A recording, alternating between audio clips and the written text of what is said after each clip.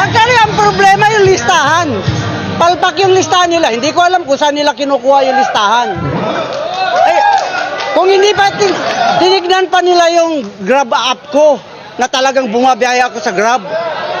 Nung nakita nila yun, at saka nila pinapasok ako dito. Supposed to be 3 beses na, pang-4 na naman pala. Ay hindi na, ayoko na. Simula po ng unang araw, pumunta na kayo. First day ng bigayan, nandito ako, wala yung pangalan ko. 2016, nasa Grab na ako. Bakit ganun? Anong nangyari? Saan ba nila kinuha yung mga listahan?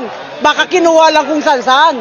Dapat, ang pinakang the best doon, yung Grab app nila, yun na yun mismo. Kung anong app na bumabiyay yung tao, doon na mismo itatap up yung pera. Napakadali. Or GCash. May GCash naman kami. Meron kaming application ng Grab. Bakit hindi nila pwedeng itap up doon? Mapapakinabahan nga namin na hindi na kami pipila sa ganito. Pero Para kami nagmamakawa. Ano yun? Pero gaano kalaking bagay, sir, yung may matatanggap nyo ng 5,000 pesos? Supposed to be malaking bagay yun kaysa wala. Oh. Di ba? Pero kung tinanggal nila yung excise tax at saka value added tax, mas better. Bakit? Okay po. Bakit?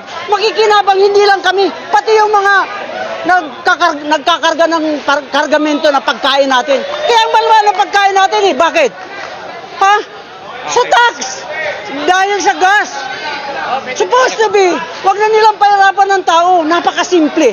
Tanggalin lang nila for the meantime na mahal pa yung gasolina. Ganun lang kasimple. Lahat makikinabang, hindi lang kami.